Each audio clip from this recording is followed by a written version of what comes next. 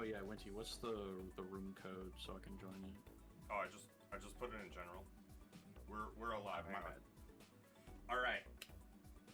I'm Winty. We're here with the T5, the first week, the actual matches.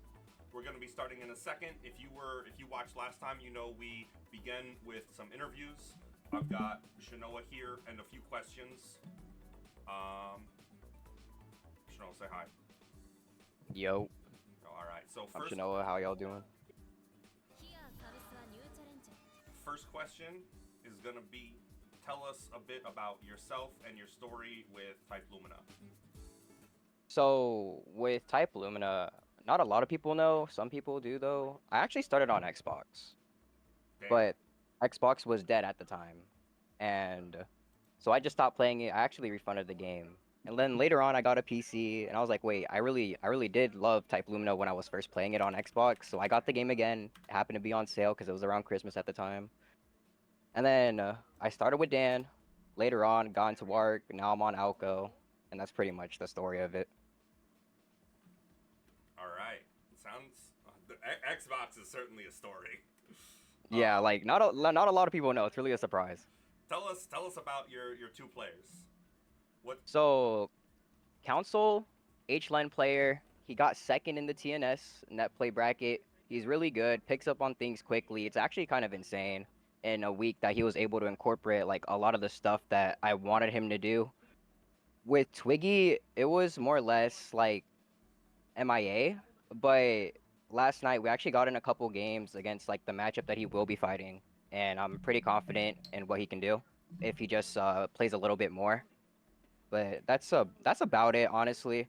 It wasn't too much. It was more or less just me going over some stuff and saying, hey, you need to fix up some things on fundamentals and like maybe Alco and Noel specific things on what they should do in like certain matchups. All right. Well, that mostly covered the third question as well. So the final question is: do you have anything to say to your two players before we start? Honestly, I believe in them. It kind of sucks that Twiggy wasn't as interactive as they could have been. Things happen though. Me and Council have been talking almost every day, just constantly talking about what we should do for the MASH matchup or possibly any other matchup that he's having trouble in. What characters are like really heavy on knowledge checks, like Dan, for example. Just even like just negative edging and all that stuff. Like we've just been going over like everything that Alco can possibly do. All right. So, thank you for that. I'm going to throw in the. I had to get Medusa on an interview beforehand, so I'm gonna throw that up real quick. We can all listen to that.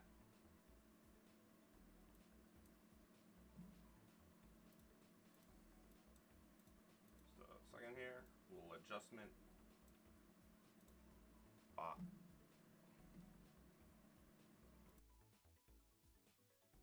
All right. I'm here. I'm Winty with the first week of interviews. I've got Medusa with me this time. Say hello. Hello. All right. I've got a few questions for you here. First off, hmm let's start up with, tell us a bit about you and your story in Type Lumina. Well, for me, I've just been playing since launch, playing Vlav all this time, and it's not really. I wouldn't say there's too much to like talk about. I mostly just started on PS4. I didn't really get to play like the scene on PC until sometime last year. I've been to a few tournaments here and there, not everything. I mostly kind of just I did well at a couple of tournaments, namely like CEO 2022 and Climax last year. Those are the two tournaments that I recall just like feeling the best for me, and that's mostly it. Yeah, I'm not really one of like for like many words, so Yeah, that's fine. So tell us about your team, your students. What are they like, and what's their experience with the game? gotcha. So I know Klepper. He's someone that he's someone that plays a lot. So that's one thing that made me glad to have him on my team. Just having someone that's like very, very active on the game. I haven't really been able to do much with my team, unfortunately, due to like schedule conflicts. But I would say that I'm generally pretty confident in both of them. Klepper too, because like I said, he's someone that I know. Even if I might not be available to like do everything, like I still know that he's gonna be playing very often. So that lets me have a lot of faith in him.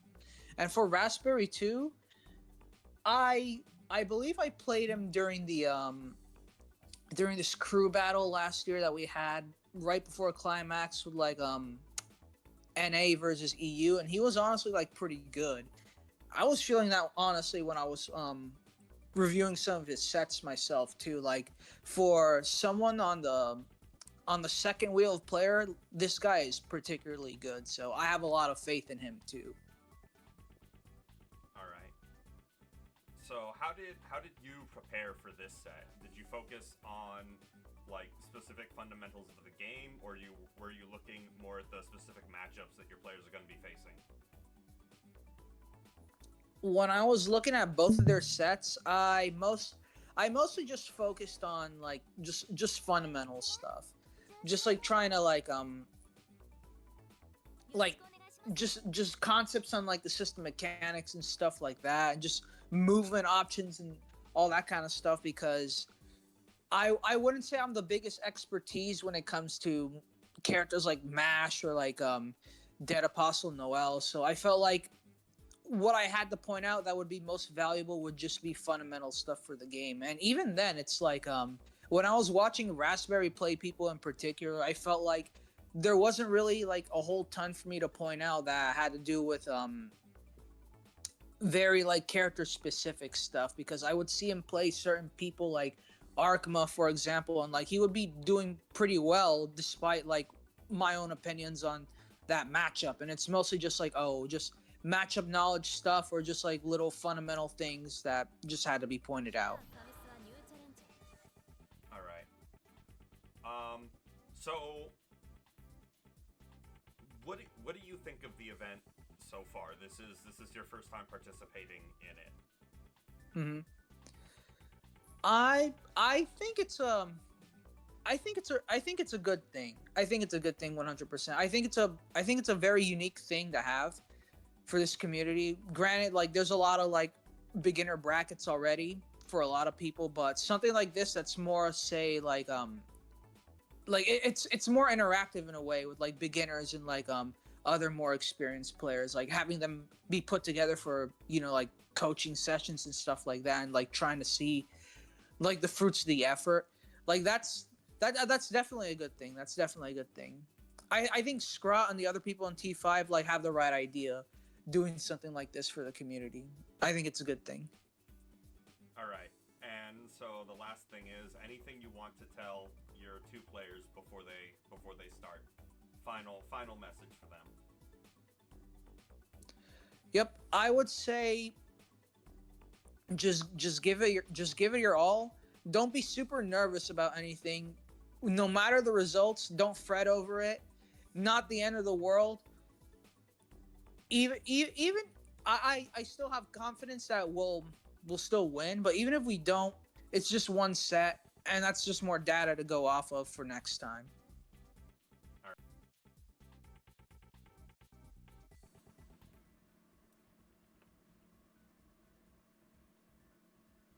All right. So with that, I'm gonna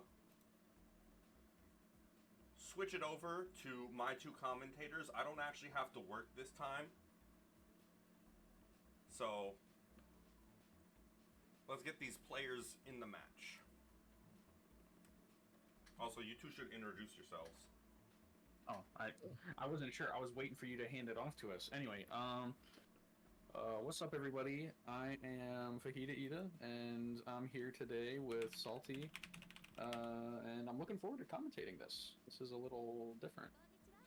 Howdy, howdy. Same here. I'm also looking forward to commentating this. We got Winty in the background freeloading off of us, not having to work. I'm just kidding. Love you. But yeah, no, I really like all the interviews that we did before this started, just basically explaining all the teams and their coaches how they feel about this format. And honestly, the way I feel about this format is that, it's a really good thing to see for a community like Melty Blood, and the fact that it's aimed at developing newer players while having them work one-on-one with the coaches, which is really cool to see. And we're going to be able to see that improvement come in basically just immediately here as we get into our first set with Raspberry and Twiggy. Raspberry going to be on Team Medusa, and of course Twiggy from Shinoa. Yeah, I was going to say, adding on to what you were mentioning, not only is it interesting to see how these players are learning, but I think it's interesting to see how we're going to see the fruits of, like, the teaching ability of our stronger players. It's something you don't really get to see often. Oh yeah, absolutely. It provides a very interesting dynamic that you don't normally get to see very often, especially when it comes to these online formats where it seems so individually focused with your skill and how you perform in a bracket. But right now, it looks like the fruits of that coaching and that effort have been paying off for Twiggy, as Twiggy is on a roll in this round. But this is Melty Blood, so there's always a chance of a comeback. We might not have a scene in that one, but there is always the possibility that we can pop heat, get a bit of that health recovered, and then try to fight back. Only thing about Dan, though, is that compared to other characters, she really needs those resources. So using those resources on heat can be a little tricky, especially when you're just one touch away from death. Yeah, you want to be a little bit mindful of something like that. Dan, we're going to see if Raspberry's going to be able to convert into the Oki that Dan's so well known for right here. Here we go. Instead of opting for a 3C knockdown here, trying to keep the corner, switching sides. Nice block on the 4BC here. Going to be stealing the corner right back, and here's the mix-up coming in. I like the use of the Moondrive. Use that pause button to react to that mix-up, but still going to get opened up. Sending out the spikes. There's a small clash, but Raspberry still coming out positive. And with all these resources, this should be enough to kill, but we drop the combo. Twiggy's still alive and fighting.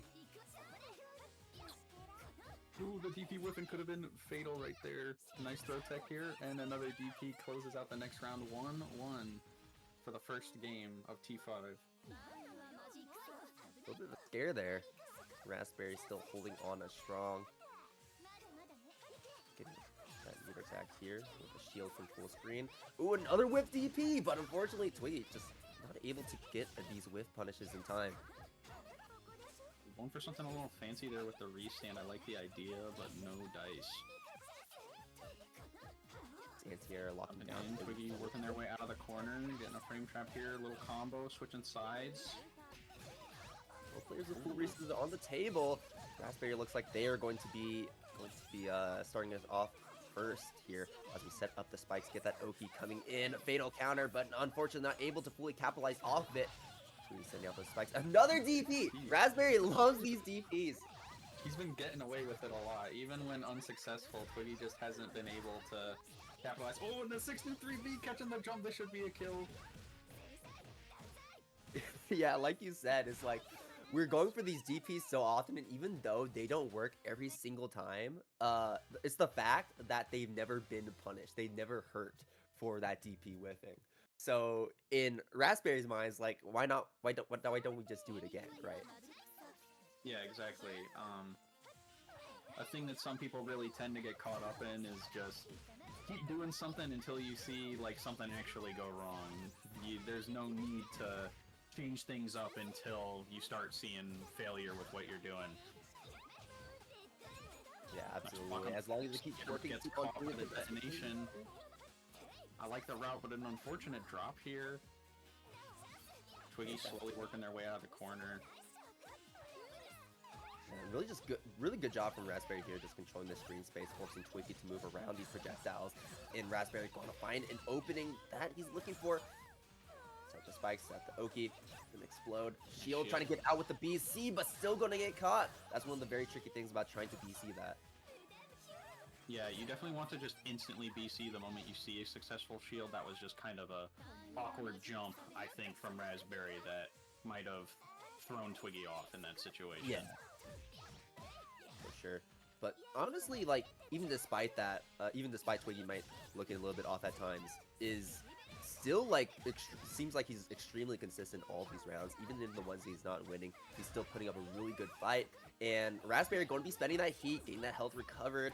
But I think that timer is going to be running all the way down and won't get a chance to use that as Twiggy spends that mirror to keep Raspberry locked down for just a little bit longer. Twiggy fishing for that 3C, but still no hit here. Ends up with them getting in the corner. Still with a bit of a life lead though. Raspberry finding the hit with the fatal JA. Let's see if they're going to adapt to the high shield. There we go. I like the 2C there. Very smart. Noticing that the last 2 times that situation happened, Twiggy high shielded. Again, going back to that, if it ain't broke, don't fix it. But obviously something was going on in that situation here. Another DP from Raspberry turned the situation around. And both players without their meter anymore.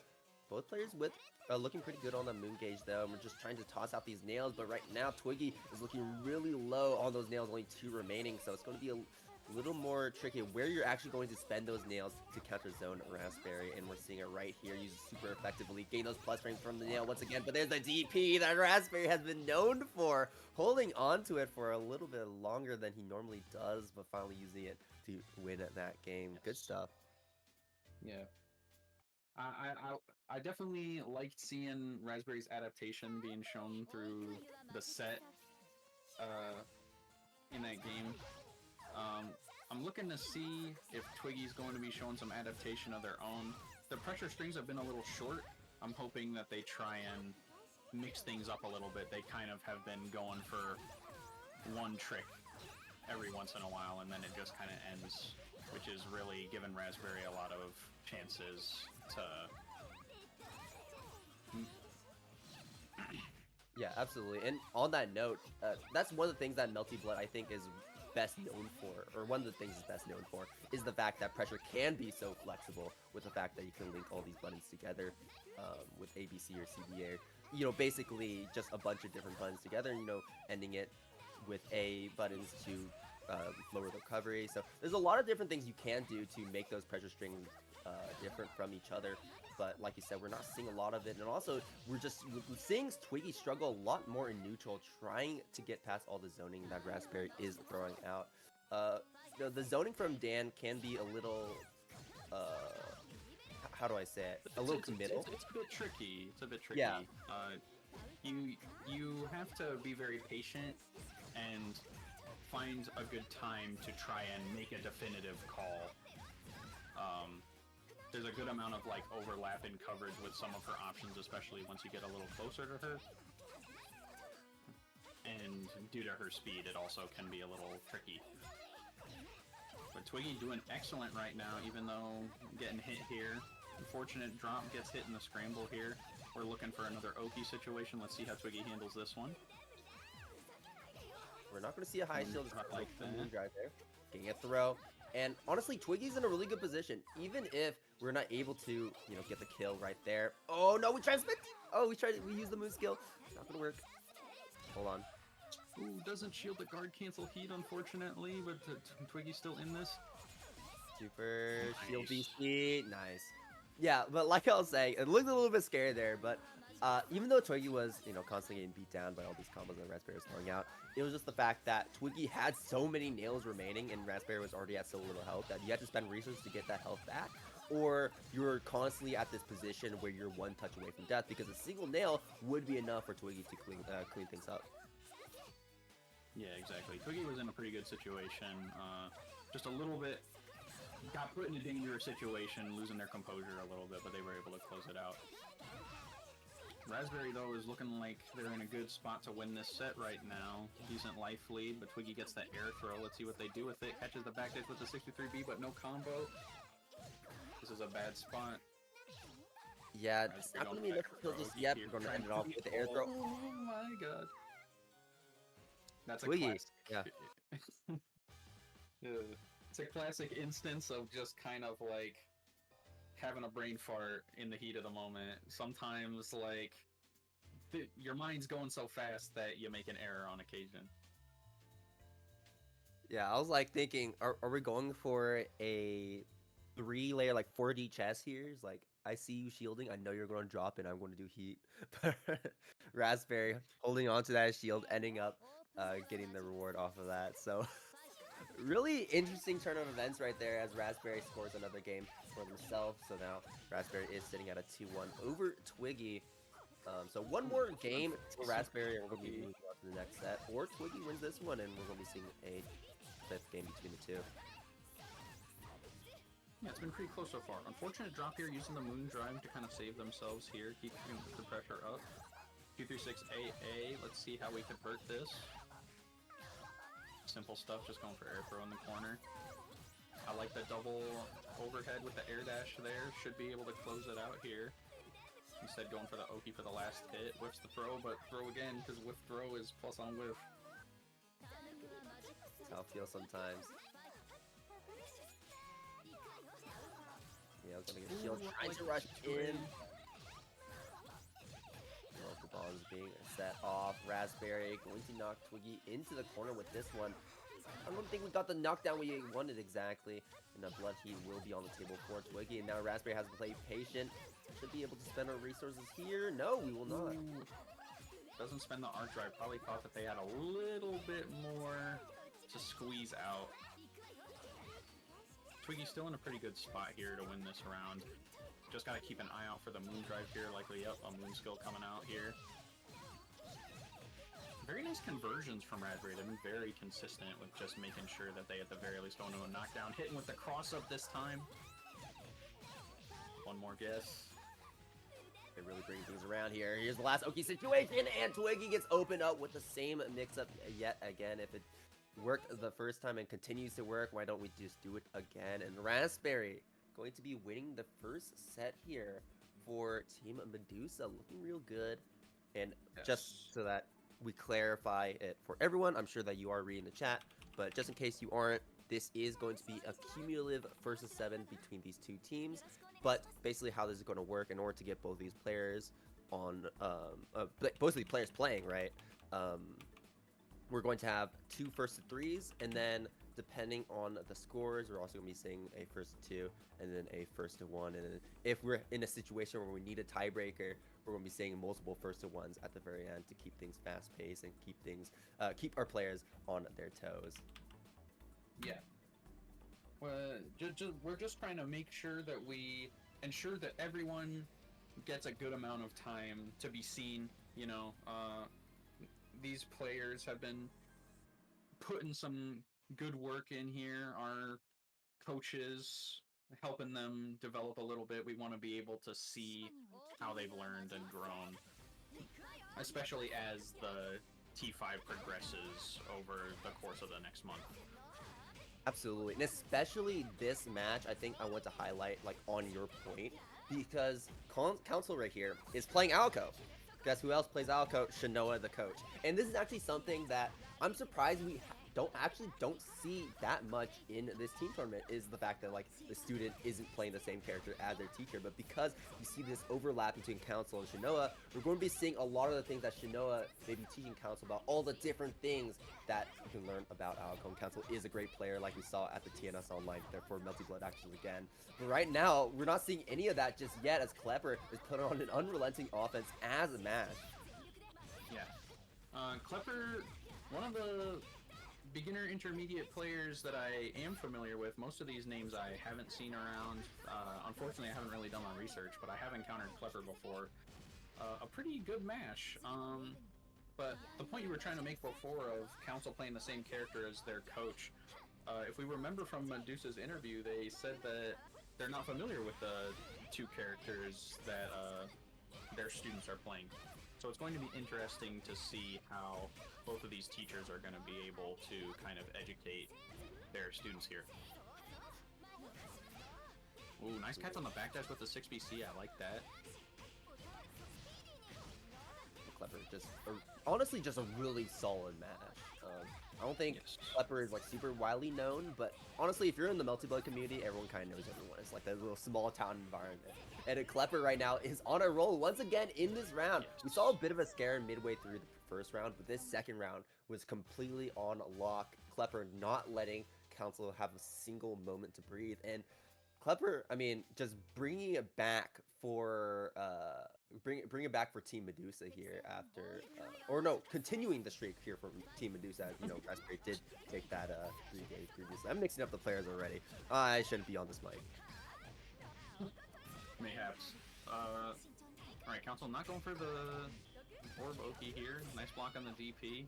63C, probably not the knockdown they were going for, but spending the Moondrive to extend the pressure. Nice frame trap. That's such a difficult situation to make a decision and just run up 5A. So many things to think about. Good shield on the 6BC here. Klepper going for a punish. Let's see if Klepper is going to be able to abuse the pressure they've been demonstrating so far. Bro, there's the clash, immediate shield. Should be the mirror dumb once again. Yeah, there we go. Get the knockdown. So we're not quite at the corner just yet. Heat activation from Council. Wake up. That's going to be dead. Yeah, Council getting a little shook. It's a pretty standard thing when you're losing momentum after doing pretty good for most of the round. You kind of get in a certain mood where you don't want to hold things. Council was definitely kind of going through the motions on Wake Up for the past couple knockdowns, but it managed to work out for them here. They're a round up, and now we're in a good spot here. Orb Oki. Nice waiting out the shield. I like the patience. On the TP, yeah, like the wait on the TP. Yeah, 3BC. Just going for damage and corner carry here. That JC is so silly. Ooh, interesting idea there. Council really favors Heat in a lot of these scenarios where we're unsure how to defend against this offense. And right now, it feels like, honestly, Klepper isn't really opening up Council that much when it comes to these hits. It's more so these throws and just constantly threatening that. Yeah, it's definitely a difficult thing to kind of combat versus Mash. She is able to string you up a little bit, and so it can be a little dangerous. Having like a 5-frame ADP is especially strong. Things like situations where she may be minus, she can kind of bully her way out of some situations that other characters wouldn't be able to. But yeah, basically, despite that, Council taking the first game.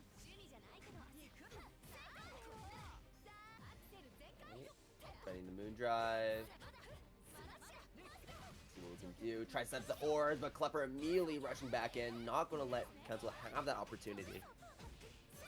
And if you saw those previous rounds, you kind of understand where Klepper's head is at. Like, I do not want to be an Orb Oki because you can tell that Klepper is having a bit of difficulty trying to deal with it, like most people do, right? Orb Oki is just incredibly safe, incredibly strong for Alco. She can kind of just do whatever she wants, but unfortunately not going to be able to do whatever you want when you're going to get hit, and that round is going to be over. Klepper cleaning things up really effectively once again in response to that previous win from Council. And here we go, EX instead opting to go for a little bit of Moon Charge. Spacing things out. TK214B in the throw. DP, get off me. Set down the orb, early detonation. Ooh, Klepper diving straight into the EX orb here. Send down the orb, locking it down. Orb there as a wall, and really nice conversion off that JA into the orb set. And going to be setting up the orb here in the corner once again. Klepper, great tech to get out of that situation. But Council is going to continue this offense. I like that 2C into the 2BC, but unfortunately not able to get the kill just yet. But a single 2B will clean things up. Yeah, that 3C there was... I'm going to assume that that was most likely a DP. Council had the right idea in that situation anyway. Taken to the corner again. Let's see how we do this. Empty jump throw, going for orb. Let's get a combo. Knockdown orb set once again. Low shield, high shield, BC out. Klepper now has Council stuck in the corner, and this is a situation we know too well. Council does have a meter in the tank though, so There is a potential for the DP on Wake Up or Moon Drive. Using it as a pause button, seeing what Clippers the do. jump and wins the cross up break here. Nice bait on the reversal. But no punish. One more touch will close it out. Oh! There. This might be bad. Let's see if Council can keep their composure here. Safe heat. Covering all that health. Council not going to press anything just yet. Able to get out of the corner, but immediately picked right back up. Council is going to take... Clipper going to take Council for a ride. Great block on that mix-up. And Council going to respond. Great mash. Once again. Last hit situation, you gotta Five consider next Moon mix right up. here. Ooh, great frame trap. And Council taking game 2, right?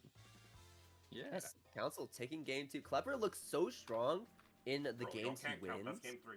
But It's game 3, it's their That game second three? win. yeah, game 3. Because Council 1-2 and then Klepper 1-1. But yeah, every round that Klepper wins, it looks so dominant because he's always stuck in control. But the moment it feels like his control goes away and he has to play against defense against these orbs, it really feels like Klepper just is so unsure of how to play against this character. And rightfully so. I mean, these are Build-A-Bear pressure strings, don't get me wrong. It's the Schrodinger's frame trap character of the game. Even regardless of your familiarity with the game, there's a lot of like variables you need to consider, and it all depends on the Alco pilot in order to determine how scary or not scary something is. Oh, absolutely. I like that you said, like, it depends on the Alco pilot. I think more so than any other character in the cast, because I think, like, Alco is only as good as the player is. It feels like she has no cap because of all the crazy things she can do with the orb. Yeah, Here we exactly. go. Yeah. So you're able to kind of take advantage of your knowledge of if the opponent is able to respect you or not, able to fear you or not. Absolutely. And Council right now on set point essentially here. And Yes. I mean, this is just a great turnaround here for Team Shinoa. Yep. Klepper getting a hit though. Let's see how their pressure works out for them. And this time Council does not have meter for a CDP on Wake Up. Bends the Moon Drive into the air, but still going to get hit.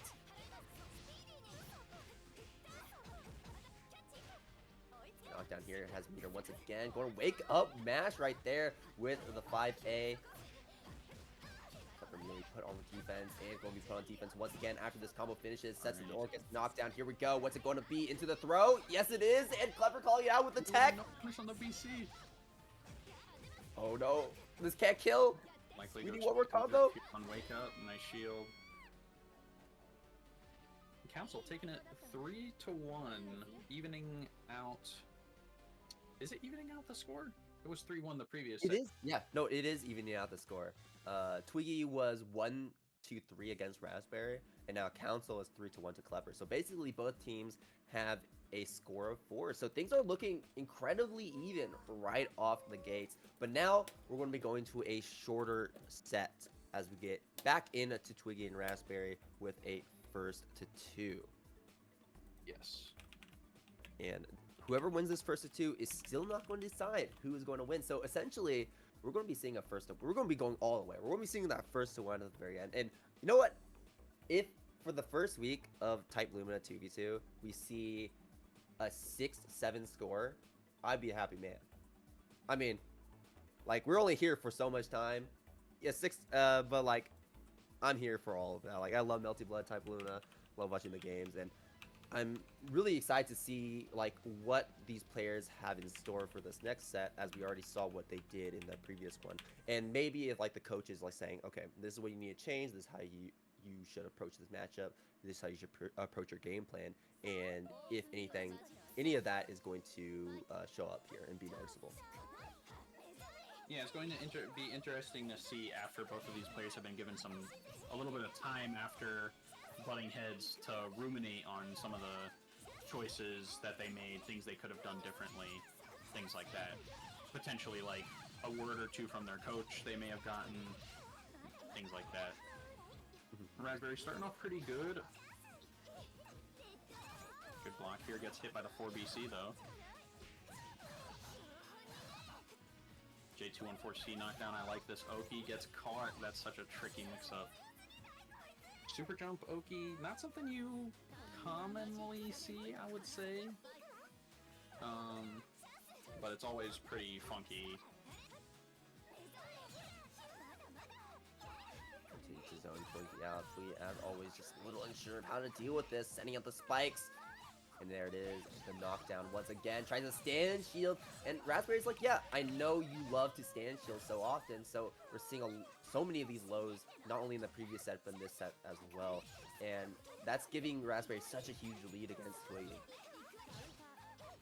Yeah, it's really looking all Raspberry right now. Excellent 4BC to bait the option here, but no, not finishing the route. You're still in a dangerous spot. This blood heat's kind of an annoying thing to factor in. The high shield again. Losing Twiggy the first game of their second set. And just throws after throws. Raspberry unrelenting is like, yeah, we're just going to keep this up. You're not teching them.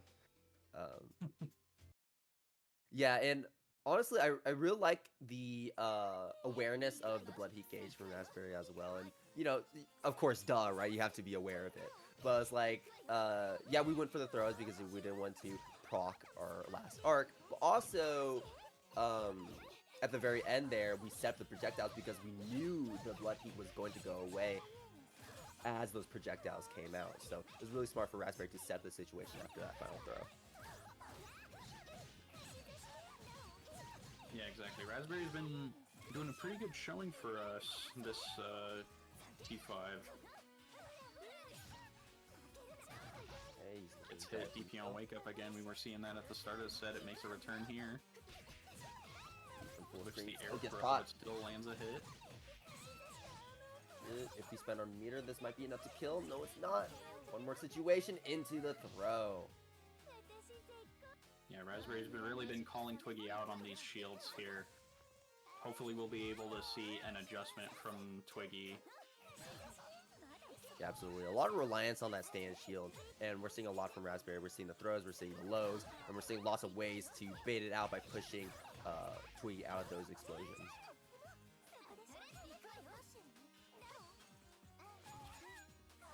Twiggy trying to take it slow here. Oh, but Raspberry meets him in the middle. Never expect the zoner to run up throw on you. Yeah, this is a tough situation. Last hit. Picks up. There it is. It's caught trying to press something. Very clean. That was textbook. Yeah. Alright, even though the set is over, we are still not done with these two teams. Team Medusa has one more point to gather. Is it two more points, right? Because Raspberry got 3 games, and then... Oh, no, you're right. I'm not even... You know, sorry, Klepper, my bad. I'm on my hands and knees, apologizing, forehead to the ground. I'm sorry, I was not incorporating your score. I was like, Raspberry is the one with 5 points. No, you're right. One more point here for Team Medusa, and they're going to take it. Yeah. But right here, like in a similar situation, if Council takes 2 games, we're going to be seeing that final first to 1, which is going to be down to Twiggy and Raspberry once again to decide it all. So we'll see if Raspberry or if Twiggy can finally find what it takes to get that old spark back, where we saw that really strong first game from them as we saw the first set unravel. Yeah. It definitely just came down to like overusage of high shield and Raspberry being able to recognize that. Council off to a good start here, looking good for Team Shinoa. Good tech, that's going to dissipate that orb set from Council. Clever should be able to get a little bit of carry here. Get the knockdown. Oh no, we're going all the way here. All the way into the corner here. Yeah, Mash certainly has great corner carry, that's for sure. Great tech on the throw, but Mash 623, such a monster move. fighting their way back. Another throw, no tech this time. Plus frames. Council trying to take it slow. Gets caught by the TK. Clever bringing It things was looking back. pretty good on Council for the first round, but Klepper was able to turn it around. Absolutely, there it is. Going to be a counter. Klepper. Version the corner gets knocked down once again here. I guess what the mix-up is going to be afterwards. Council does have 4 meter in the tank. Gotta find an opening to get out to use it. Oh, there's a Blade Heat activation, and we are just pressing buttons, not scared of the last arc at all. As Klepper is just taking a hammer to a gunfight and dismantling any of the weapons that Council is trying to pose in front of Klepper's face. There's the tech, tries to shield immediately. Get punished. Move skill, that should be it. No, the drop. Council living on a prayer here. They're gonna need to be able to bring it all the way back if they want to save it for Team Shinoa. Klepper only needs to take this round in order to win it for Team Medusa. His face, the Ooh, fight and the day. smash on the IAD closes it out. Klepper getting Team Medusa the first team win of T5. Yeah, really solid stuff from Klepper. Council looked really good in that previous set, but Klepper really brought things back, even when things look scary. And also, just how we adjusted our defense as well. We saw more attempts at stuffing those IED resets from Council after we set up that C orb. And also, I mean, just in general, playing in neutral has always been Klepper's strong suit in these sets that we've seen. It was always the defense that's where he struggled at, and it's really cool to see that Klepper was able to take the defense that he struggled with before and tuning it up for this set to basically just win right off the case and get that 7th point. Yeah, I was going to say that earlier in the Blood Heat situation, Klepper's able to play pretty confidently knowing that even if they lose the set, there's still one more set that their team can go through, and all Klepper needs to do is win one game, so they have a lot of room to make decisions that may be dangerous in the context of like factoring in the whole team format and how the points work.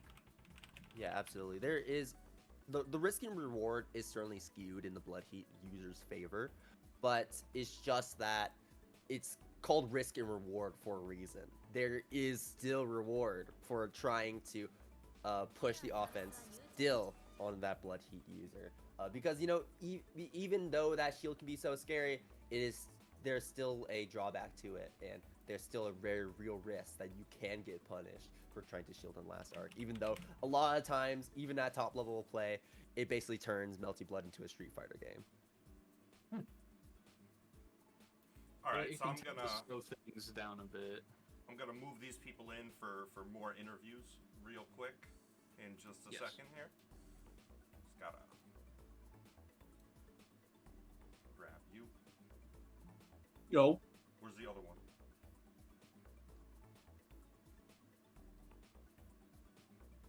I need the other one. Hmm? I need MadeInHeaven. Where's this Oh. person? Yeah, no, actually, we want MadeInHeaven instead, Jaykmom. You gotta get out. No, I need I both of you. I need think, both I think of you gotta go. No way. I'm here to stay, man. Beta, your job's gonna be short today, bro. My team's gonna sweep 7-0, Yeah. and then you get to pack it up and go home. I'll be sure to keep that in mind. Yeah, you should. You should. Yeah, because I'm gonna make fun of you if that doesn't happen. No, I actually got the luck of the draw. My team goes brazy. Okay. I see. I'm just. I'm just gonna do the interview with you, and MadeInHeaven can join a voice channel when they want, I guess. All right. So Or the questions. Question 1. Tell us a little bit about you and your story with Type Lumina. all right. My name's Jaykmom. I play Mario. Oh shit. I've been playing the game since it released. Originally, I played Shiki. Played for a long time, and then quit sometime in 2021 2021 or 2022. Came back to the game after the Mario patch and locked the fuck in. I've been playing now like hyper competitively for the last 2 years. Won or top 8 at events in every major region for this game, which nobody else can say, I might add. So yeah, and I'm still playing today. And I also stream and do like coaching stuff on the side too for people that are up and coming. I've been doing that for a while. Yeah. All right. Tell us about your players. So I think that I got the best player from each of the respective wheels. I have Raph, who's been playing the game for a long time, and actually, my first ever good tournament performance, I had to play Raph, and I was scared shitless. It was like CEO 2022. So I've had a lot of respect for Raph for a long time. Roa player, extremely strong. Everyone in this event should be very scared of him. And then I have Bell, who's pretty new to Type Lumina as a game, but not new to fighting games. They're a Granblue player and currently play Wark. Fundamentally, I was extremely surprised watching their gameplay. You would think that they've been playing for, much longer than they have. So I think ironing out a few items here and there as far as knowledge is concerned, like character-specific things, Bell's going to be a really strong player also. All right. And so how did you prepare for the set? So I tried to take a different approach than I did last T5.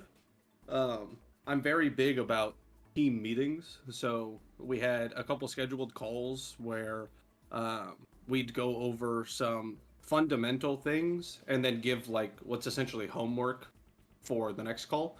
So we met on Saturday, went over some preliminary things about Type Lumina, answered questions that either of them had, and then they went out and tried to put into practice the things that we had talked about and come back with VODs. So we basically rinsed and repeated that all the way up until an hour ago. Just let's learn little chunks of information, go out and put them into practice, and then review, and just keep iterating on that. Okay. There's a question from me, not from Scrot. How do you spell your name? It's actually funny you say that, because I had to change it a bunch of times, actually, because I want it to be phonetic. It is Jaykom. Jaykmom. Okay, thank you. And finally, do you have any final message to tell your players before you start? Yeah, I mean, we gotta lock the fuck in. Like, we are winning this event. If we're playing at our best, or even just close to our best, we are winning this entire thing. So as long as we stay locked in and play, the game that we've worked on and that we can play, it's free. We're freeing up the whole thing. So, good luck. All right, get out of here. I'm out. All right. I hate that guy, man. I hope he loses everything. Don't say I'm that. the one playing. Don't say that. You gotta. Well, I hope eternal damnation waits for him. Like, that Yeah, dude man. is such a noob, bro. You gotta hype up his players, man. Like he hypes them up. I mean, yeah, if we're gonna talk about Ace Trainer Raph, that's a player. Again, as he said, Raph has played for a long time. Some may know him for the Hisui.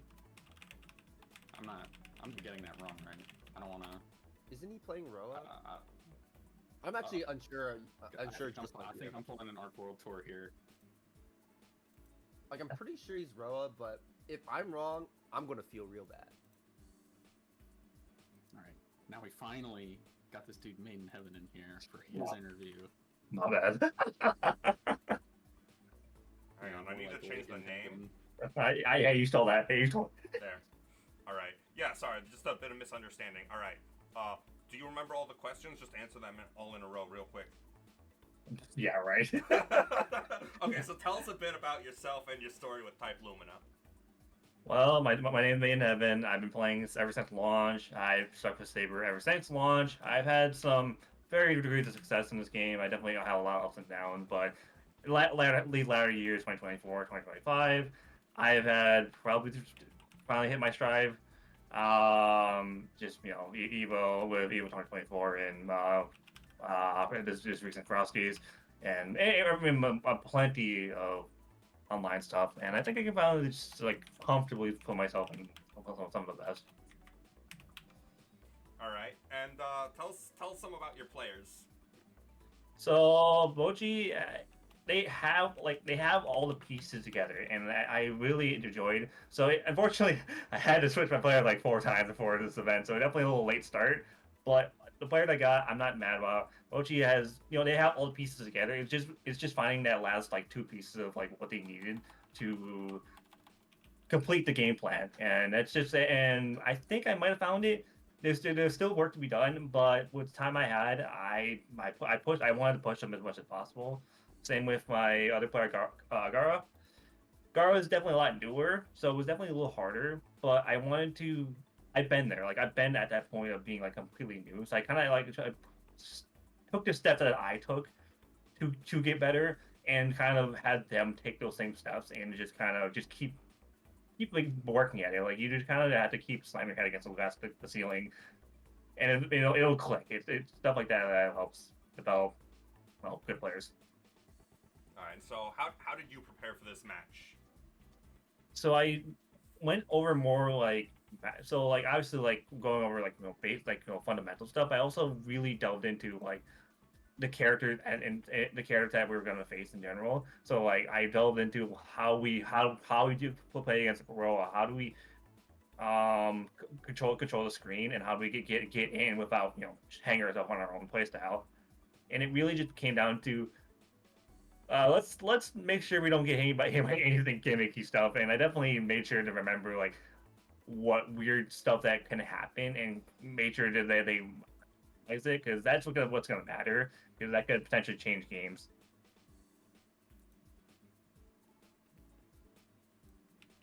All right, and finally, anything to say to your players before they start?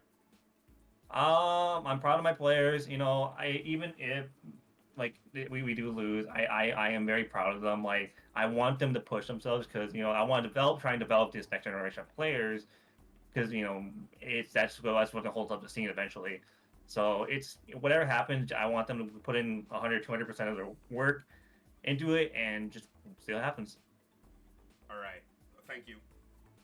No problem. All right, you two still good to keep going? With each of these interviews, I'm trying to find that one person who says I started with the Nintendo Switch copy of the game. We already heard Xbox. Someone. We can check know that someone. off. We heard PlayStation. We can check that off. We got PC. We can check that off. Where's the Nintendo Switch players? I can find some for you. You want them? No, not really. You two are fine to stay on commentary, right? Oh yes, I'm good to go. All right. Oh yeah, I'm good to go as well. I'm gonna tell these people to start then. Sounds good. Alrighty. But yeah, I'm excited to see. I'm especially excited to see what MadeInHeaven's team has to offer, because, like he highlighted, both of his players are, well, especially Gara is like really new. I'm interested to see like how good he has become, because I've actually never heard of him before until now. So I'm excited to see what character he plays, how he plays, what he's learned, and how he's going to put that into motion when he plays against Belucas later in the second set here of this team set. But yeah, no. another thing. Oh yeah, go ahead. Oh, I was going to say, in terms of the teams, both of the beginners are people that I do not recognize, but at the same time, the intermediate players on the teams are both players that I recognize, and I've seen them play for a good chunk of time. So I'm interested to seeing how both of them are going to develop, because you're going to see that juxtaposition of people at the very start and people who are like, they've been in the game for a while. Yeah, because this game is a very mechanically complex game. There's so many different moving parts. Just defense on its own, and then there's the whole shebang with offense as well. That when you're a new player, you don't quite fully grasp these mechanics and fundamentals. But so far, Gerhaz did draw the first blood, had a pretty solid start, and is honestly putting up a pretty good neutral position against Belugas, especially as Akita. And Belugas should overall, when you think of Wark, you think you're going to toss down those onion rings, you're going to be controlling the screen with these projectiles, and then you're going to be getting in and doing a lot of damage. And right now, Gerhaz is doing a great job at just escaping all these options. Yep, Gara's making their way out of the corner here, gets hit by the heat, just backing up. Lands a 5C here, drops the combo unfortunately, setting a ring to close some space, moves in. Backing up, setting the C pinwheel. Okay, but we're going to toss out their meter projectiles of our own, and Lucas is going to get in off of that. Just have the token. Gerhaz can set up these walls, but Lucas is the one that's actually putting up an offensive threat with his projectiles. Yeah, Wark rings are a good example of like using projectiles in an offensive way in terms of like her grounded ring. Wark is a character that's like really fast, so you have to be proactive in how you like intercept her, but the rings are always like a thing you have to consider. Yeah, because essentially with each of those rings is kind of just cutting off half of the screen every single time she uses it. They're so big. Yes. Get in here, nice grab. Gerhaz looking like they're in a little bit of a tough situation here. Looking for one more hit. Shield. Oh, and we try to go for a follow-up. I think we might have just messed up the follow-up there. Yeah, probably thought they would be able to build enough moon for a BC, accidentally just getting the regular C follow-up, which is the same as the A follow-up. Just a simple, like, miscalculation on their part. Yeah. And that's kind of the things that we're talking about before, where it's like, these mechanics can be so complex. It's like, oh yeah, I didn't even realize that I didn't have enough meter for BC. And just to close that distance. So we'll see how things shake up, how things change as we get into the next game of the first set. Seeing once again, like very similar situation as last time. We're just dancing around in neutral, playing around each other's options, our projectiles, and Lucas is always the one that starts off trying to engage by tossing those projectiles. Poking is like just poking and prodding you, saying like, okay, I'm looking for an opening, boom, found my opening, and once he finds his opening, Lucas is just going in. That cross-up was nasty. When the 6C messes up the shield here, going for an OTG string.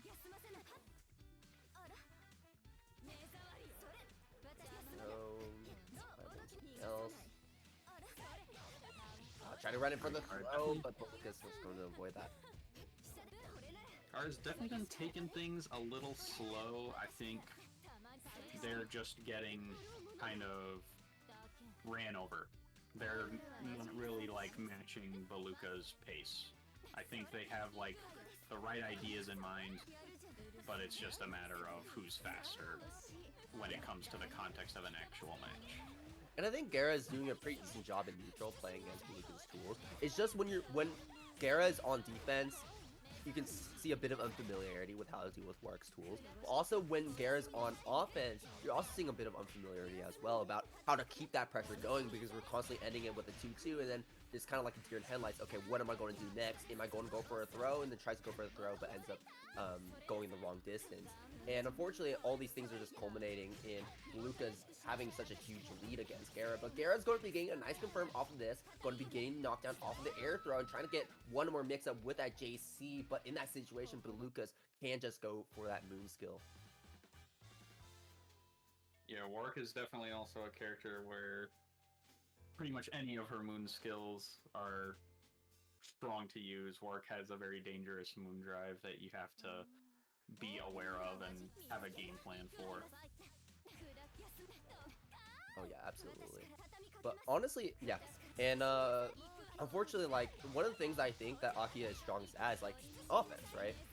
When she gets that Oki set up with the pinwheel, it's like, okay, I'm going to have a really hard time dealing with all these plus frames, and the fact that Gara can kind of just do anything, or the Akia player can kind of just do anything during it.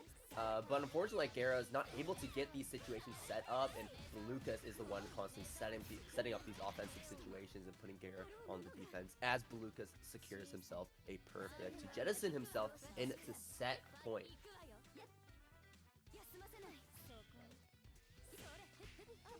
And the meter, I don't know, maybe try to catch Guerra dropping down. Unfortunately, not going to catch anything, but ended up putting Lucas in a decent position in the screen regardless. Getting small packets of damage here and there, but unfortunately Guerra is not able to fully confirm into a knockdown, maybe until now though. Jaykmom moon skill. Managing to get some pressure in the corner, but Lucas getting tapped here, making it out with the 6BC yet again. They've been doing that a lot on Wake Up. Let's see if Guerra's can close out this round, or if Beluka's speed is going to put them on the back again.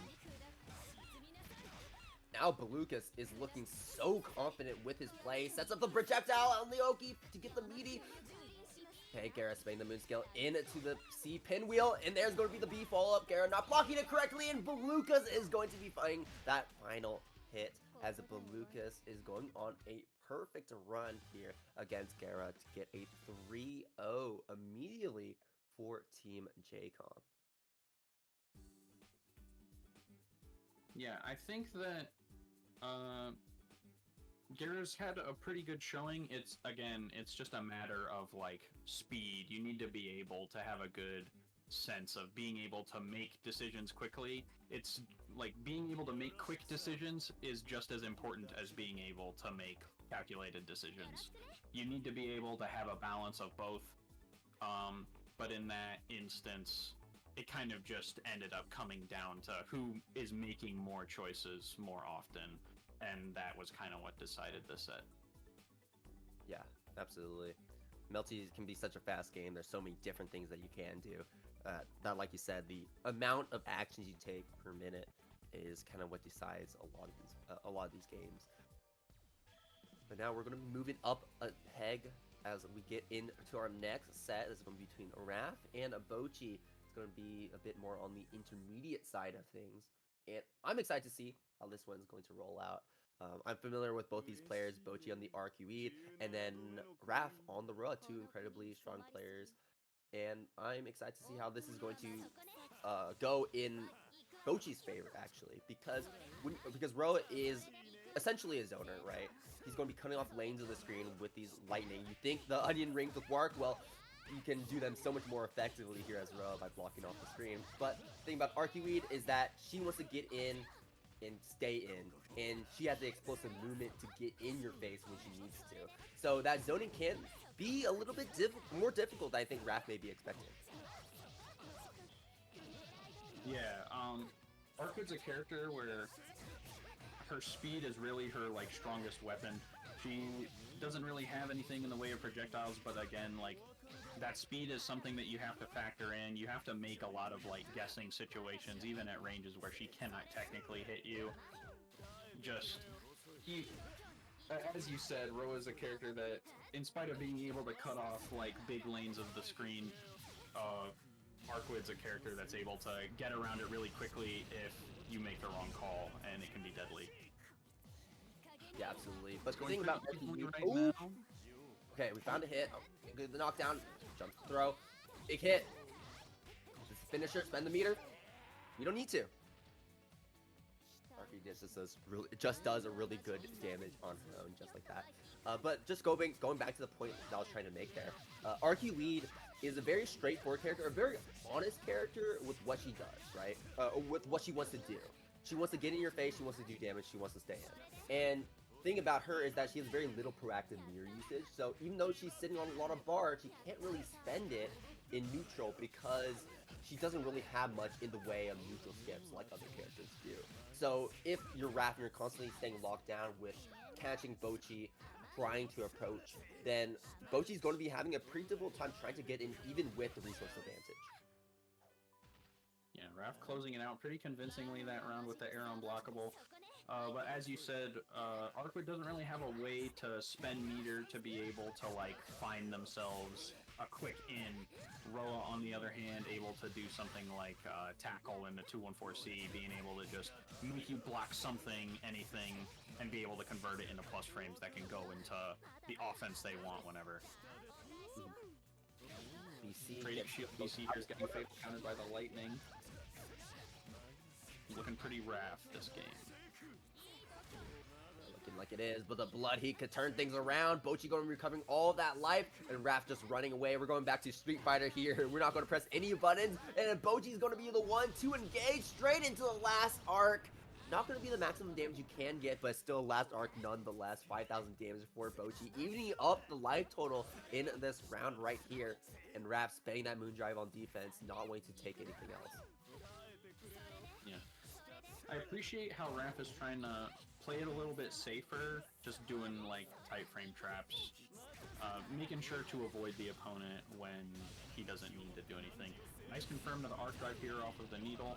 Not going to be able to close it out, but put them in a pretty dangerous situation. All Blazing Bochi has is 1 bar meter and a dream. So far, good jump on the throw. Oh, the tackle is not able to clean things up, but the lightning sure will. Raph with the first game on the block, and Bochi now is, I mean, the weight of this team set is just weighing on Bochi's shoulders, because Belucas got the 3-0, and now Raph is sitting at a 1-0 lead. So that means that, like, if Raph continues this streak, it's going to be so much harder every single win for Bochi to bring things back here. Yeah, exactly. Jaykmom at the start during the interviews, he was feeling very confident in his team. I can see why. Raph doing a very good job of just taking it very, like, patiently. Knowing where to pick his battles is a very important part of being able to play Lumina, because if you're just constantly fighting, it's going to be an inconsistent and very dangerous game for you. Oh, so much damage here in the corner. Nearly 4.5k. It's going to be even more. Yeah, just completely stuffing that wake-up option and then going to get that throw as well. Raph working on a near perfect here against Bochi. And now Bochi's going to be starting off this next round with really no moon gauge on the table. And now Raph is the one with the resource advantage, despite Bochi having four blocks. Yeah, being able to convert into the 214C OP here, this is a left-right opportunity, a little dangerous. Raph opting for the low shield here. Feeling pretty confident in just doing his thing. It's working out quite smoothly. Air throw finisher, keeping it simple. Back dash attempt, but unfortunately not able to get out of that situation regardless, as Raph just continues to pelt these throws on top of Bochi. And this should be enough, as we have plenty of resources to get the kill if the regular combo is not enough. And Raph taking another game here for Team Jaykmom. Yeah, like you said, I can tell why Jaykmom is so confident in his team. I mean, he's already just hyping them up in the chat as well. The coaching certainly paid off. Yeah, Raph is definitely hitting his stride here. He's just taking it very simply. Like, if it ain't broke, don't fix it. Just do your thing. Take it simple. Do what you need to do. Make adjustments if the opportunity is needed. It doesn't really ever have to get more complicated than that, typically. Blazing Bochi able to get the first hit here. Oh, and the situation turning around on him immediately. My heart just dropped straight into my stomach with that. Yeah, stuff like that is very difficult. Let's see if Raph is able to keep his cool. Yes. Now that his life is on the line in this round, we'll see if that ends up being really here. We'll be spending all our projectiles on meter. Went straight into an air unblockable. Raph getting his hit yet again. So yeah, I like that situation that Raph was aware of. Oh, there it is. We're going to be getting that fatal counter in the air, and great confirm on the ground. But yeah, that's another thing that you got to worry about trying to approach Raph when you're in the air, because you're trying to avoid the lightning on the ground, but then when you jump up into the air, well, he can just lock you down and then go for an air unblockable, and then it feels like you're playing a losing battle every single time he tosses out one of these projectiles.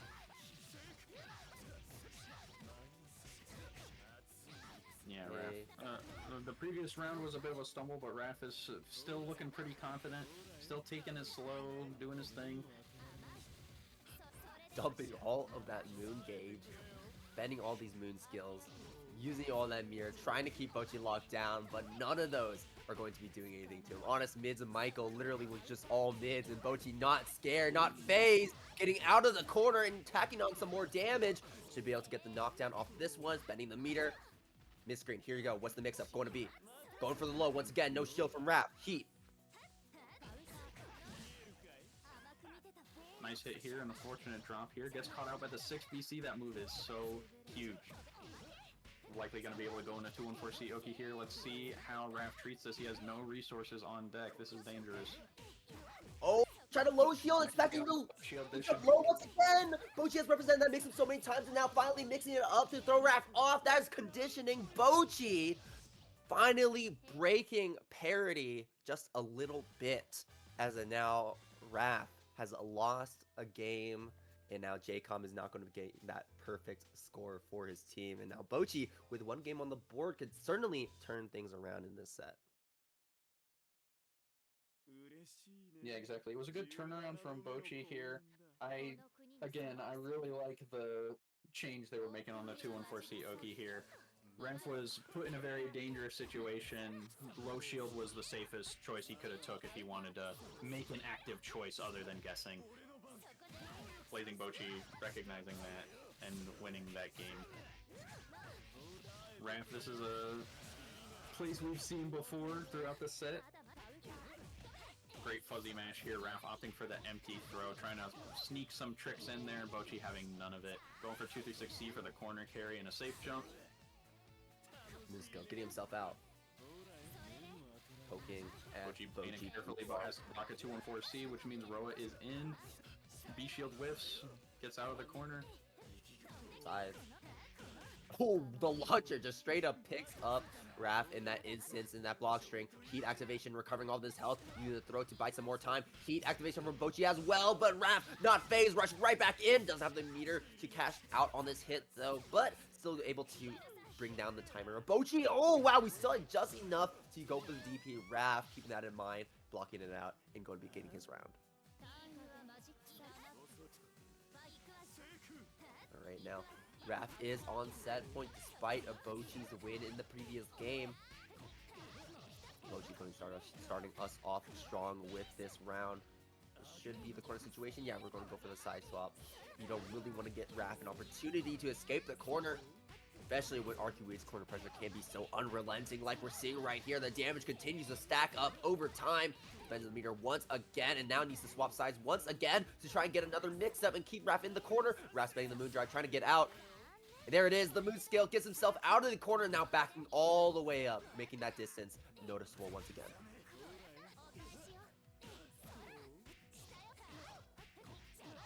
Raph definitely on the back foot this game. We're getting put into another 2-6C knockdown situation. Raph has no resources, just opting to DP. Very brave, considering the potential for a safe jump off of that knockdown. Tech, the throw, Raph, very low on health, but still confident in his play.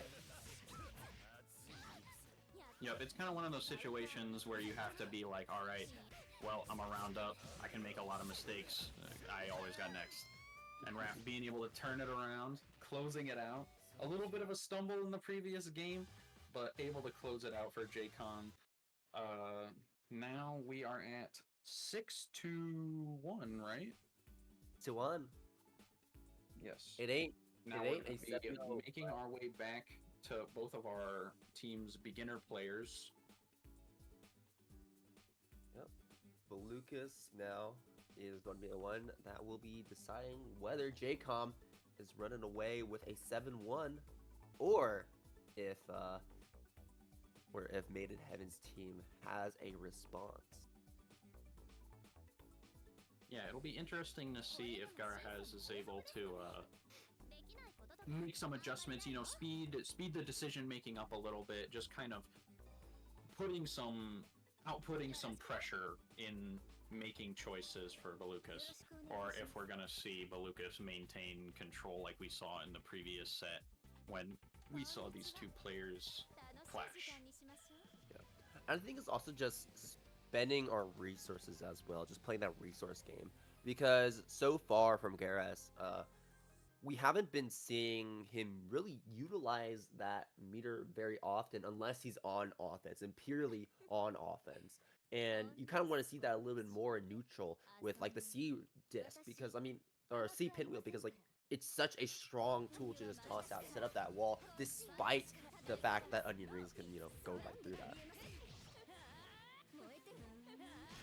Yeah, exactly. It's a big thing you have to learn to take advantage of on the character Garahaz. Like, even when putting Balukas in block stun and getting on offense, it was something we weren't really seeing happen that often, so it's not really something that Balukas had to concern himself with, which ends up being hurtful for Akiha. Yes, the kind of ideas where even though the option may not always win, it's the fact that you're representing the option to where Balukas has to think about more things. Like, okay, now I have to work around this tool, now I have to work around this tool. And then he's going to make a slip somewhere because there's only so much you can keep on the mental stack. Yeah, Garahaz having a life lead, but Balukas is quickly changing that fact. Going in for a throw. Should be able to kill by spending bar here. Oh yeah, absolutely. Without a question. Right. We're actually going to be spending the moon gauge instead, looking to save that bar for this next round. Balukas 1 round away from securing this team win for Jaykmom.